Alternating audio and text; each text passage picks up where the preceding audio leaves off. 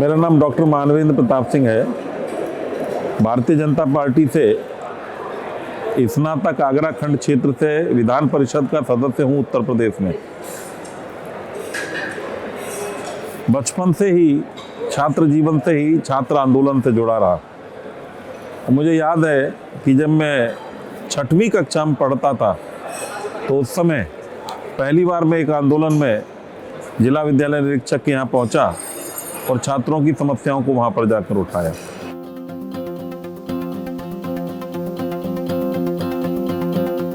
निश्चित रूप से एनएलसी के माध्यम से एक बहुत शानदार पहल की गई है। मैं एनएलसी की पूरी टीम को बधाई देता हूं। उन्होंने इतना बड़ा फंक्शन, कई बार लगता है कि ये ऐसे कैसे संभव हो सकता है। तमाम प्रकार के दल हैं, कुछ राजनीतिक दलों में आपसी विचारधाराओं को लेकर मतभेद रहता है, वहाँ वो सब इकट्ठे होंगे, कैसे एक दूसरे के साथ समन्वय बनेगा। मैं इसलिए बधाई देता हूं कि आप सब लोगों ने उनके बीच में समन्वय बनाकर और एक थीम देने का काम किया है कि विचारधारा विभिन्न होने के बाद भी हम लोग एक थीम पर काम कर सकते हैं। हमारा नेशन फर्स्ट, इस थ्योरी को आगे बढ़ाना चाहिए।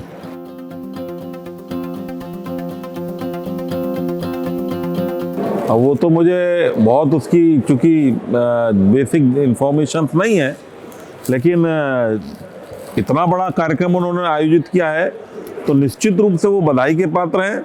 और जो पूरा मैनेजमेंट है वहाँ का, वो मैनेजमेंट, स्टूडेंट्स, प्रोफेसर, सब लोग बधाई के पात्र हैं जिन्होंने इस इवेंट को ऑर्गेनाइज करने के बारे में अपना सोच डेवलप की।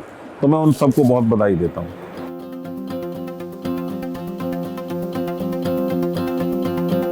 हर चुनाव क्षेत्र में पूरे देश में आज एक ही समस्या है कि दो प्रकार की विचारधाराएं काम कर रही हैं। एक देश के लिए काम कर रही है और एक देश के विरोध में काम कर रही है। सारे चुनावों में अब जनता यह मूड बना चुकी है कि हम लोग विकास के साथ हैं। आज भारत G20 में है, वसुधैव कुटुंबकम, वन अर्थ वन फैमिली, इस सिद्धांत पर आज पूरा देश आगे बढ़ रहा है।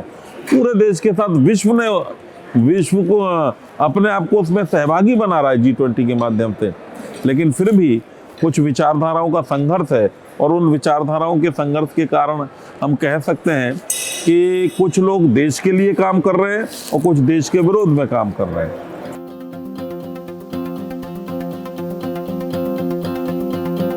मेरा पहला जब चुनाव हुआ तो चूंकि ये मेरा स्नातक खंड का चुनाव होता है एमएलसी का, विधान परिषद का, जिसमें स्नातक के विद्यार्थी जिन्होंने 3 वर्ष पूर्व शिक्षा प्राप्त कर ली हो, उनके बाद वो वोट डालने के अधिकारी होते हैं, तो उनका वोट बनाया जाता है। पूरे क्षेत्र में वोट बने।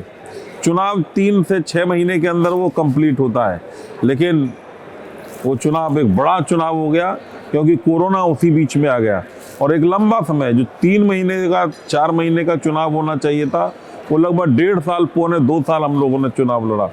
चुनाव में 15 दिन में चुनाव को संपन्न कराना वही बहुत कठिन होता है। बहुत लोगों की अपेक्षाएं होती हैं, लेकिन 1.5 पौने 2 साल में चुनाव लड़ा। लेकिन मैं कार्यकर्ताओं का धन्यवाद देता हूं। सब लोगों ने, चूंकि मैं स्वयं एक छोटा कार्यकर्ता था, इसलिए सारे कार्यकर्ताओं ने मिलकर चुनाव लड़ाया और मैं बहुत खुशी के साथ, लोगों के सहयोग के साथ, लोगों की अपेक्षाओं पर खरा उतरा।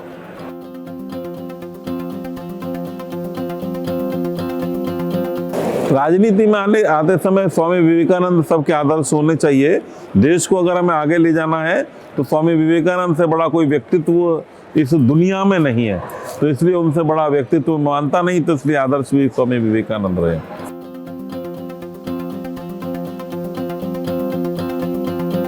Bharat, India mother of democracy है।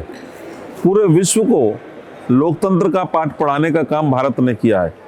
तो निश्चित रूप से यह लोकतंत्र की खूबी है, लेकिन आज लोकतंत्र को लोग धता बता रहे हैं। जो लोगों ने इमरजेंसी लगाई थी, जिन लोगों ने पत्रकारों पर बैन लगाया था, जिन लोगों ने सारी संस्थाओं को समाप्त कर दिया, जिन लोगों ने किताबों को, पुस्तकों को, साहित्य को समाप्त करने का काम किया, आज वो अभिव्यक्ति की आज़ादी के नाम पर बोलना चाहते हैं। ये दुर्भाग्यपूर्ण है कि अभिव्यक्ति केवल देश के विरोध में बोली जा रही है। हमने देखा है जेएनयू जैसे, डीयू जैसे विश्वविद्यालयों के अंदर भारत विरोधी नारे लग रहे हैं, वो दुर्भाग्यपूर्ण है। इसलिए वो डेमोक्रेसी का एक ऐसा हिस्सा है जिसमें सबको बोलने की अनुमति है, लेकिन देश के लिए नहीं, देश के खिलाफ बोलने की भी अनुमति है। और वही लोग चिल्लाकर ये कहते हैं कि हमें अभिव्यक्ति की स्वतंत्रता नहीं है।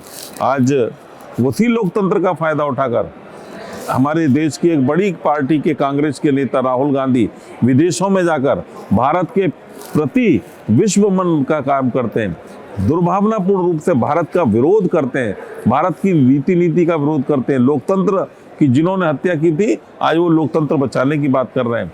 भारत का लोकतंत्र बहुत मजबूत है, उसमें सब दल अपना अपना काम करने चाहिए और मदर ऑफ डेमोक्रेसी होने के नाते से इसको आगे बढ़ाने का काम करना चाहिए।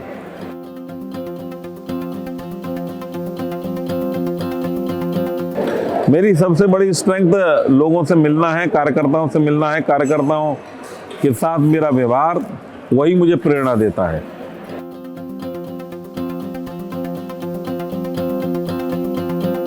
अनेक आंदोलन हम लोगों ने किए हैं। छात्र आंदोलन में एक बार मेरे दोनों पैरों में भी फ्रैक्चर हुआ पुलिस लाठीचार्ज में। तो ऐसे अलीगढ़ मुस्लिम यूनिवर्सिटी के खिलाफ जो उन्होंने धर्म के आधार पर आरक्षण दिया था, उस आरक्षण के खिलाफ हम लोगों ने सड़क से लेकर संसद तक और संसद से लेकर सुप्रीम कोर्ट तक हमने लड़ाई लड़ी और हम जीते कि गलत संविधान का कोई दुरुपयोग ना कर सके, संविधान की परंपराओं का पालन हो, संविधान का पूर्ण रूप से पालन होना चाहिए। इसलिए हमने आंदोलन किया और हम उस आंदोलन में सफल रहे।